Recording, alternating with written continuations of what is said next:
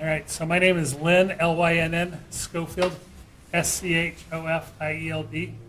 I'm the fire marshal for Provo City, and fire marshal only has one L in marshal, saving us all.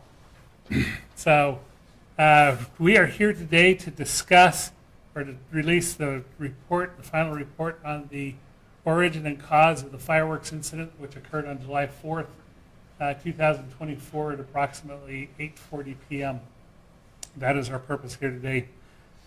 We have been working, each of those of you representing the media should have received a hard copy of the report that will list the investigators, myself, Mr. Chris Hendrickson, the Deputy State Fire Marshal from the Utah State Fire Marshal's Office, Kevin Paxton, the Fire Marshal from Brigham Young University, as well as my deputies, Kobe Hubbs, Jeannie Atherton, and Steve Clark is the group that made up the investigation team for this particular event. Just a matter of course, we do want to declare there are some conflicts of interest that we've identified, hence the reason we brought in Mr. Hendrickson from the Utah State Fire Marshal's Office. Provo City Fire Department is the permitting agency that signs the permits for any fireworks display within the city limits of Provo. And so as a permitting agency, we felt like it would be good to have another set of eyes on this as we go along. As is indicated from his title, Mr. Kevin Paxton is the Fire Marshal for Brigham Young University, which owns the stadium where this event takes place. And then last but not least, because she'll beat me up if I say so, my wife Donna served as a volunteer with the pyrotechnics crew and assisted in setup and fusing, moving, and hauling sandbags for the south end zones at the Stadium of Fire. And for these reasons, we opted to bring in an outside party to assist in the investigation because of those potential conflicts of interest. We have traveled many miles. It's been a long investigation, and I think that we've come to the proper conclusion. And so we are going to share those with you now. I'm going to kind of start at the end and take you to the beginning. The final conclusion of our report is the Stadium of Fire incident, the fireworks malfunction which occurred there, occurred as a result of an uncontrolled deflagration of whistle composition in two successive tubes in a 36-shot cake. And we'll get you to where that all makes sense in just a minute. But that is the final conclusion. It's the uncontrolled deflagration of whistle composition, which caused the catastrophic failure of the device. So I'm going to breeze through some of this. We had the opportunity, had a very good meeting with several of the people who were injured at this event. Just a couple of hours ago, we were able to meet with them and give them our findings as we considered it as appropriate. Brett? All right, go ahead and go to the next. Well, so in our investigation, we're looking at three areas. We're looking at the personnel who set up the show, we're looking at the procedures that they used to do it, and then we're going to take a look at the device itself. So you might have to turn it on the left side there. Thank you.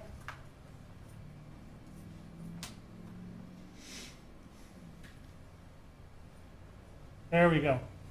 So this is taken from the Hoyle video, one of the videos that was sent in to us. This shows the event ongoing. It does not show the failure itself. As you can see, the devices in question are about 4 rows down from the top of the south end zone set up in the bleachers. The device in question is this device right here, which is the eastmost device on the west set of devices on the stadium. That is the device that's in question. As you can see, that the devices are designed to shoot skyward. Once they reach a designated apex, then they fire what's called a salute, and it results in the destruction of the device. That just shows some bracing. This is a pre-show photograph of a similar device. This is not the device. And it shows The device is braced up against the bench in front of it with a sandbag. As you notice, the device is encased in a plastic bag. That's to prevent it from getting wet in the case of rain. The plastic bag stays in place just as a matter of function, and it fires through the plastic bag as designed. So the device in question, the device is called a 36S Howling Tales to Hammer. It's imported and distributed by Spirit of 76 Fireworks out of Columbia, Missouri. It's imported from China. It is a 36-shot chain-fused cake. So there are 36 separate tubes. Each tube is connected to the previous tube by a short piece of string fuse. And once the device is activated, and it's activated by a electrical impulse from an initiator controller from the computer that's set to the choreography. But once that string fuse is ignited, there is no way to stop that cake from completing all 36 shots. There's no dead man switch that you can stop and halt it. So once it's going, it continues to go until that circuit either completes or is interrupted. This is a picture taken at the Utah County Bomb Squad. You can see this is the original packaging. It's got the original packaging. It's got the original foil roof on it. The fuse coming out to the initiator cable. This particular instance, this device is double fused, as all of them were, which means the device comes with 2 fuses. Takes about 15 seconds to discharge the entire device. If you double fuse it, you can take it down to about 10. This incident happened and was over with just a little over 9 seconds. So taking it down just a little bit further, this is the device after we've taken some of the packaging off of it. You can see there's a heavy construction paper wrap. Each of those tubes is glued in sets of 6 to a heavy piece of construction paper, and then 6 of those sheets are glued together. They're wrapped in construction paper, then wrapped in tape, then wrapped in the black packaging or whatever color packaging they're going to do. That's part of the engineering design to keep the device together. All right, so this is the device itself. This is called the whistle. As you recall, the device itself is a Howling Tales to Hammer. The howling tail is a plastic whistle. The plastic whistle is discharged from the tube, and when it functions as designed, it goes vertically until it reaches its apex, and then the hammer is a salute, which is the explosion of the salute composition at the top of the apex. I'm going to go through this just a little bit with you from the ground up. So this is oriented pointing skyward. So right here at the bottom, this is a red clay plug. This provides the heavy base that provides the firing platform for this device. Each tube has the red clay plug. The red clay plug is designed to help compress the gases from the lift mix to project the whistle skyward. Inside, it's not visible through here, is about a tablespoon of black powder granules, also known as lift charge. When it's ignited by the fuse, it creates rapidly expanding gases that shove the whistle out. The second thing that the lift charge does when it ignites is it ignites the whistle composition right up here. That is a highly energetic potassium salts composition. Basically, it's a rocket motor. It's pressed into a pellet, and when it functions as designed, the flame front ignites the bottom of it. It creates, again, rapidly expanding gases and produces thrust, which, as it leaves the tube, it gives that kind of that wavy form that you looked at in the oil video. Titanium flakes adds the sparks. So it leaves that kind of wavy, smoky, sparkly trail. That's whistle composition. It's the highly energetic fuel. In the middle, between there, at the very top, there's a molded plastic bulkhead. In the center of that bulkhead is about a 1/8 inch hole. So when the whistle composition burns to its completion, that flame front transfers into the solute composition, and the device fires the solute, which is the loud explosion with the loud report. And then at the very top, you have the red clay plug. That provides the chamber so that the so the solute composition can fire that solute. It's part of the engineer design. At the very, very top is a cardboard plug. That's pressed into the tube. It's to keep sparks and other things out as the cake fires and rain. And it also provides some compression so the lift charge can eject the whistle vertically. So this is the device. That's how it works. So what you have in this Howling Tales to Hammer device is you have 36 of these whistles, which in essence becomes self-propelled projectiles. They are under thrust. There is a quasi-rocket motor that is providing thrust, and therein is a lot of the problem that we have as a result of this particular incident. The whole thing's encased in a cardboard tube, and you can see the 3 stages: the ignition of the lift mix and the ignition of the whistle composition to get the device going skyward, and then the salute up at the very end. So the failure of the device, this is one of the initial pictures taken after the device failed. Our final hypothesis, or the cause of this device, is there was a failure in the whistle composition, which caused the device to uncontrolled deflagrate, explode, basically is what happened. Now, how that occurs, if the whistle composition, it's formed into kind of a pellet.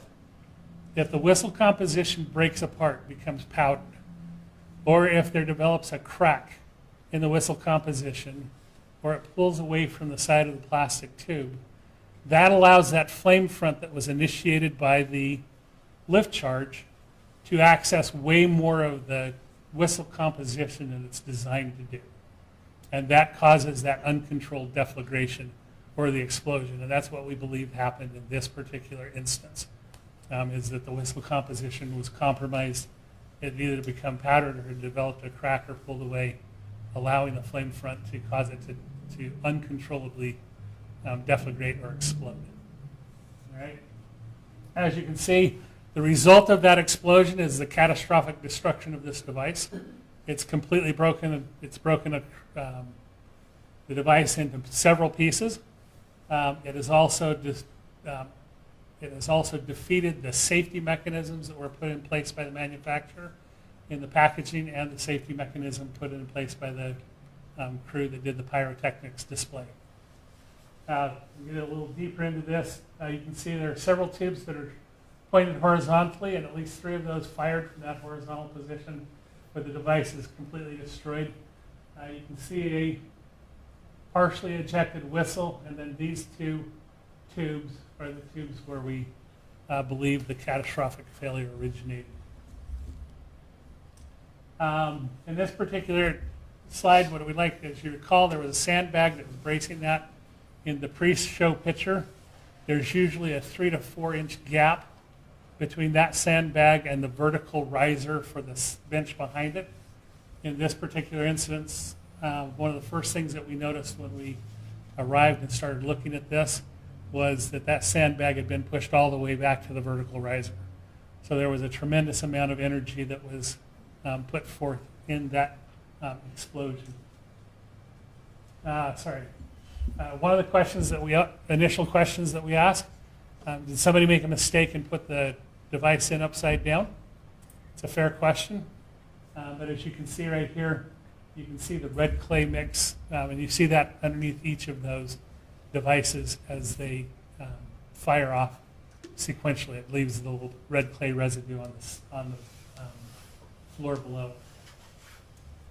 So taking a little bit closer look at these 2 tubes, what we identified is you see a large area where you've had, in both tubes, where you've had a significant rupture of the tube. And then you can see these large pressure fissures or cracks that come up along the tubes.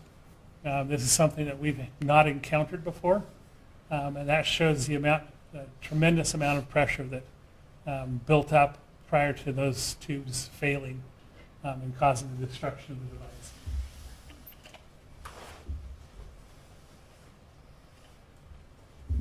So what happened as a result of this is you ended up having, we had 6 or 7 shots that fired as designed.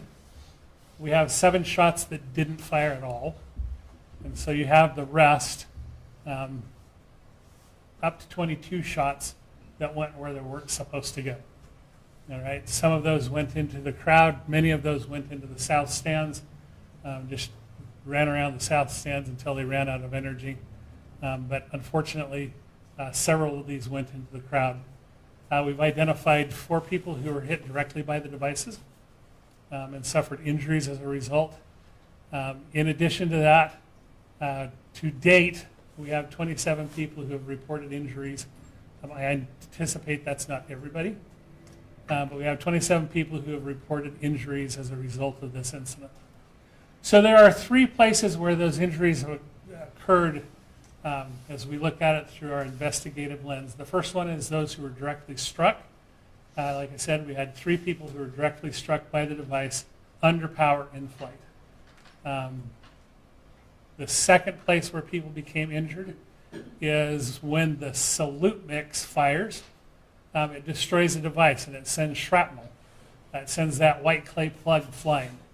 And so we have a number of people who are injured by the shrapnel and the clay plugs as the salute fired inside of the audience, which it's not designed to do.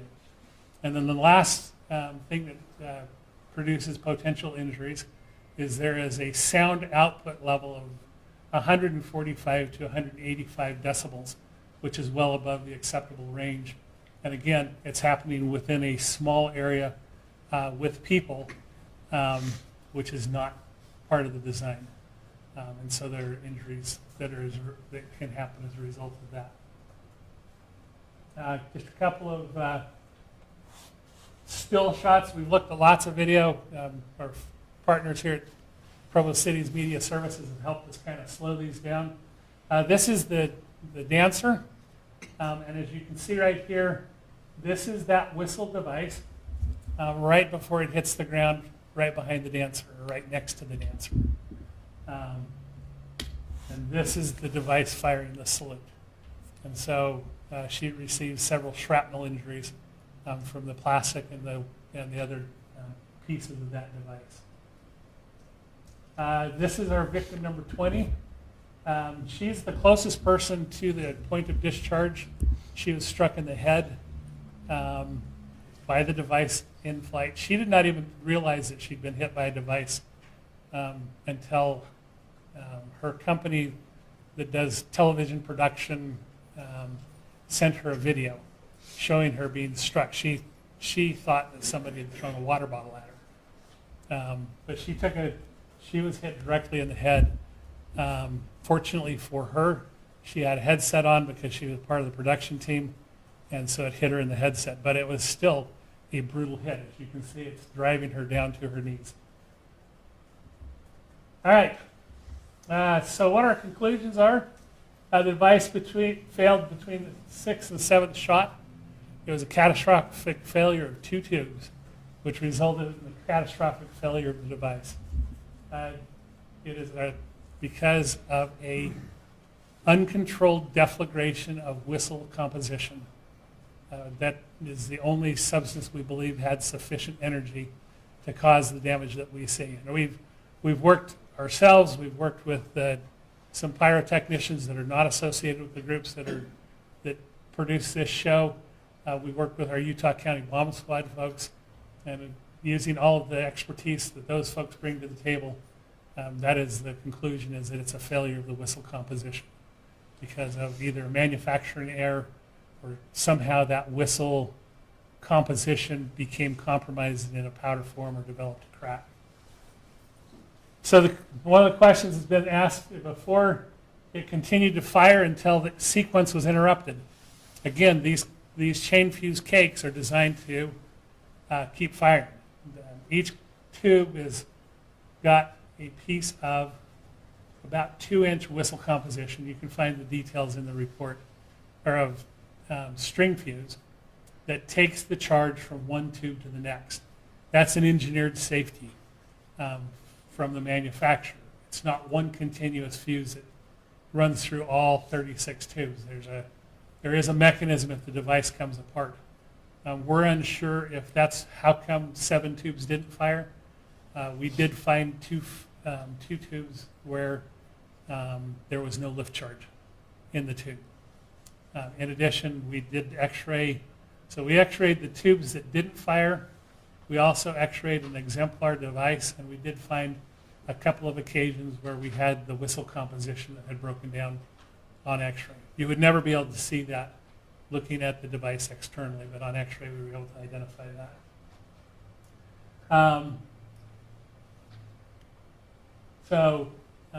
The other conclusion that we've come to is there are tables of distances for separation from audience people from devices to protect them in the case of a failure of the device.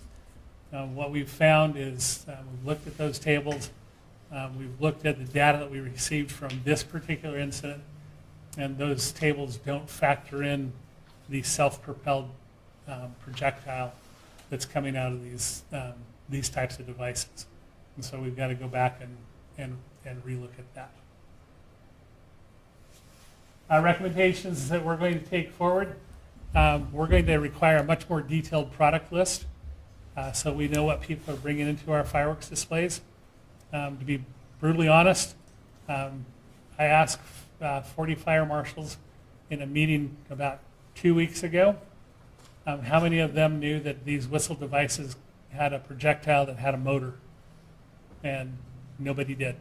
And up until July, end of July last year, neither did I. So we have to take a harder look at what's coming in to our stadiums and into our fireworks display.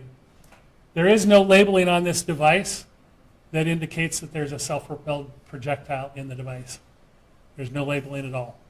And so our recommendation is going to go forward that if that is in fact the case, that it be clearly labeled so everybody's aware that that is a risk that you have to account for. Certainly we're going to ask for an increase of the separation distance. Currently in the very worst case scenario, and I'm not going to take you through the math of the whole thing, it's in the report. In the very worst case scenario, you could have a required, and it was not factored in on this instance, you could have a required separation distance from the audience of 350 feet. All right, that was not factored in. The permitting documents for the last, as far back as I can remember on these devices, has always used a 140-foot radius as their separation. But all of our victims, with the exception of the victim number 20, the young lady who was hit in the headset, all of our victims were in excess of 450 feet from the point of discharge. So our table of separation of distances for this type of device is not accurate, and we will work with our partners at the National Fire Protection Association to take a good hard look at that and make changes in that. When we do investigations like this, our investigation is A, to find out, number one, what happened, number two, why did it happen, and then number three, how can we prevent this from ever happening again? And so going through a very thorough investigation, sometimes we find things that are important, but don't necessarily have any play into the what and how. All right, in this particular case, one of the things that we've identified after interviewing we interviewed all of the pyrotechnic crew, both in Colorado and here in Utah. Volunteer, employee, lead pyrotechnician, owner of company, we've interviewed them all. And the one thing that we've identified where we could improve is there needs to be a safety briefing with everybody prior to setting up any display to talk about the different kinds of ordnance that they're using and the safety issues with that ordinance, how to identify defective ordinance. And so that's a recommendation that we will put forth, is more stringent and documented safety briefings for people setting up these shows. And then the last thing, which was a kind of a surprise for me, when we started looking into this, which happened early in the morning on the 5th of July, there is no clearinghouse, there's no organization where commercial fireworks people report problems with product. So I got on the phone to the two principal pyrotechnician associations in the United States and asked for data on this particular device, and they didn't know of any data or who would have any data. And so I think that one of our recommendations going forward would be that there be a clearinghouse where we can share this information. There have been other incidents subsequent to this with this particular device. This device is no longer available. The pyrotechnicians received an email requesting that they no longer use this device that we have possession of. So I think that, for all of our sakes, it's important. There's a place to gather that data, and that data does not exist today that I'm aware of. We had lots of people assist us on this report. It's been a big effort. Nobody intended for this to happen. Nobody is happy that this happened. And we will learn from this experience, and we will move forward. And we will make the changes that we need to make to ensure that everybody has a safe event wherever they are when we use fireworks. I can take a few questions if you have questions. So is this the first time these devices were used at Stadium of Fire? No, these devices have been used dozens of times at the Stadium of Fire. Okay. And so is there a way in layman's terms to explain what you call the deflagration of the whistle device? So it's going up, and did the heat cause it to shoot sideways and crack through the tube? Did it fall over? What is there a layman's way to explain that? You don't like my term deflagration? All right, so Some are readers. that's okay. This is fire investigator jargon. So what happens is it's combustion. So when the lift charge ignites the whistle composition, there's a flame, and in a perfectly functioning device, that flame works its way from the bottom to the top. It's controlled because the flame front only could access the bottom of that cake. If the cake becomes powdered, dries out and powders up, or if you have a crack in that cake, or if it's pulled away from the side of the whistle, that flame front can actually get around it. And now instead of having that nice controlled thrust, it causes the device to explode. Deflagrate. And the difference between deflagrate and detonate is the speed at which it happens, which is way too deep. Did that help? Kind of. So basically something went wrong with the way it shoots up and it exploded sideways? Or No, something went wrong in the whistle composition that caused those two whistles to explode. Okay?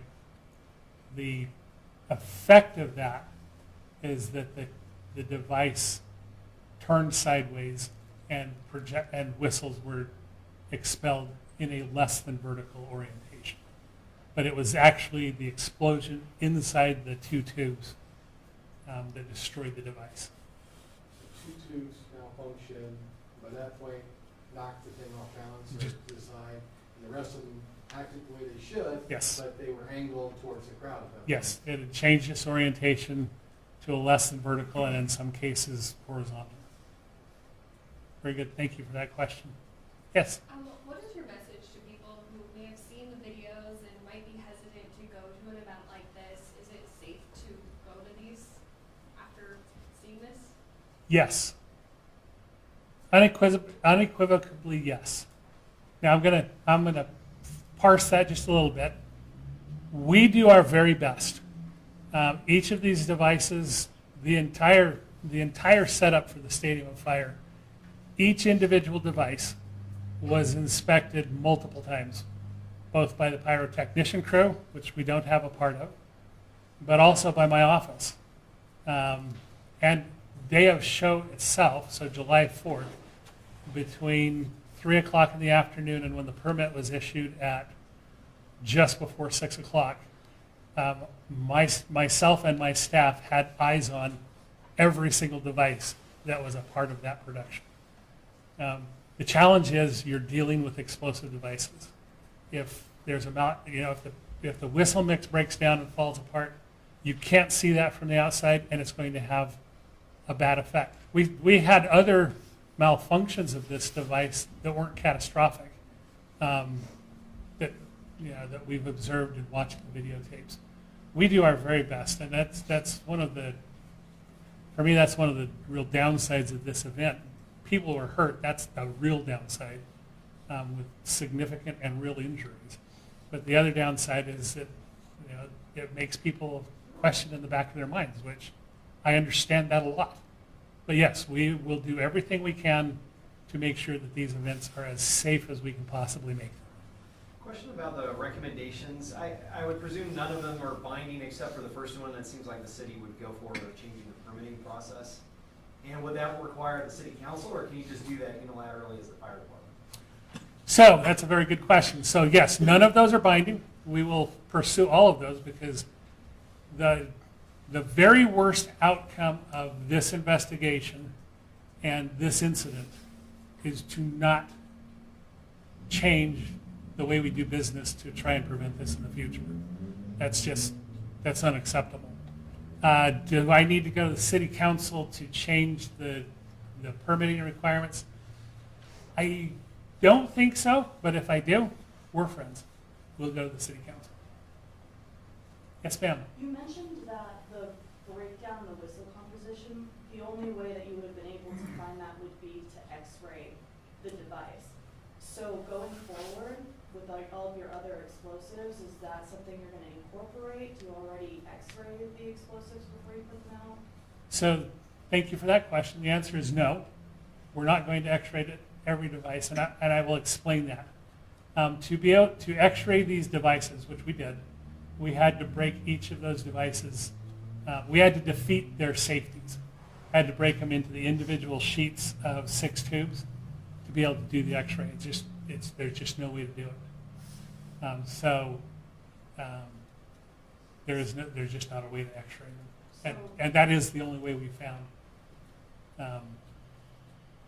the loose whistle mix in the tubes we found. So how do you prevent something like this from happening again if you can't see it? The manufacturing, quality assurance of manufacturing, making sure that the product is handled in accordance with manufacturer's recommendation, which in this instance, based on our interviews, and our interviews go all the way back to the warehouse in Kansas, there was no mishandling of these devices anywhere along the line. But it's something that's got to go back to the manufacturer to ensure that their device stays together as it's designed. Like you said, this device no longer is being used, correct? That is correct. Do other fireworks have this same sort of setup? Anything that's called a whistle is going to have that plastic tube, whether it goes just as a whistle and just makes the noise and the kind of the wavy trail, and doesn't have that salute at the end. But anything that's got a whistle has the whistle composition and has the same issues as this one does. Like you said, this one's different because it's self-propelled projectiles in it? All whistles create their own thrust. So I guess my last question, sorry. We don't actually hold to that, but Are you using any whistle type fireworks in the next show? you will never see a whistle inside of the stadium as long as I'm the fire marshal. And my guess is that when I retire, somebody in my office will probably step into that chair, and my guess is you're not going to see it in there. No, there's just, we can't identify a good way to do that.